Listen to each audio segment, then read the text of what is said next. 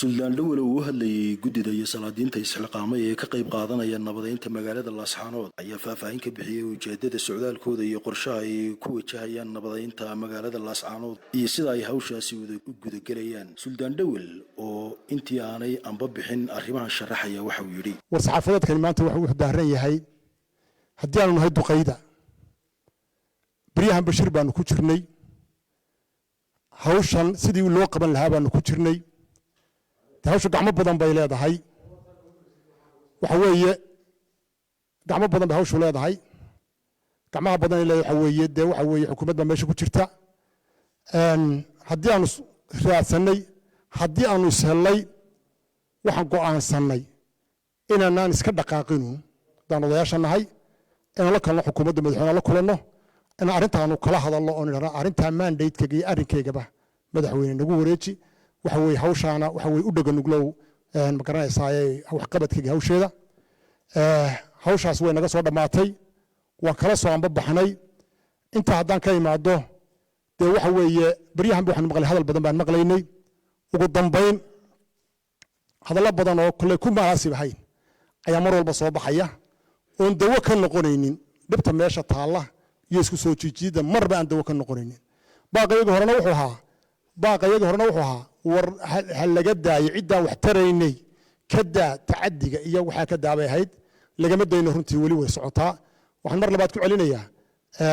in haddii la yidhahdo arrintaa laga daayo tacadiga ciddii wax ka qaban karsan ka qabato ciddii kalena afkeyga ay ka haysato inta haddaan ka tago waxa weeye guddida halkan socota laba jeer guddida labu may noqotaa ergadu mid cidii u yeeratay oo taabal noo soo gurmada iyo mid iyadu isxilqaantay waxaan nahay runtii odayaal isxilqaamay baan nahay hadallo badan baanu arkay maqlaynaa oo la leeyahay halkan laga diray kana laga diray waxaan leeyahay arrinkaas arrin wax ka jira maaha waxa weeye rag isxilqaamay baan nahay hawsha iyada ku socda waxa kale oo maqlayay saaka suldaan hadlay oo yiri anigii hebel rag caynkaas waxaan u soconnaa halka cid baana dirtay cid baana kanaysay hadallo badan oo caynkaas iyo wax badan oo aan meesha qaban baan ayaan meesha ku maqlay waxaan halka cadaynayaa annagu inaanu go'aansanay haddaan duqeyda nahay inaanu dhibtaa dul tagno waxaan halka cadaynayaa garaad aan la xidhiidhnay iyo garaad nala soo xidhiidhay oo arrintaa iyada ah aanu ka wada xidhiidhnay oo ama halkaa nagu sugayo noo yeedhay ama annagu baan la xidhiidhnay ama ballayn naga dhaxaysa inaanu jirin haba yaraatee ma jiro anu guddoomiye guddidaan nahay say socota waxaan caddaynayaa inaanu garaad nala soo xidhiidhin waxaan caddaynayaa inaanan garaadna anaan la xidhiidhin wuxuu yahay go'aanka iyagu annagoo odayaala inaanu dul tagno meeshaasoo dhan labada dhinacba waxaan ka odhan karayno aan ka nidhaahno waxa weeye aad iyo aad baan uga xunnahay inaanan mar walba hadalla jirin oo waxa weeye golka fuula dadka qaarkood ay iska yidhaahdaan suldaankaa maanta halka ka hadlay suldaan naga wakiila ma ahayn suldaan hawsha ma garanaysaa hanu diranay ma ahayn waxa weeye aad iyo aad baan uga xumahay inuu halkaa golka fuul ka sameeyo kelidii oo hawsha iyada ka hadlo waxaan ku soo gunaanadayaa annaga waxna go'aanayna baxno waanu baxaynaa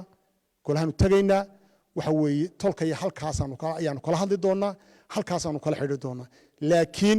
wax ka horreeyey oo ilaa iminka xidhiidhoo naga dhacay ama garaadkii doontaba haatee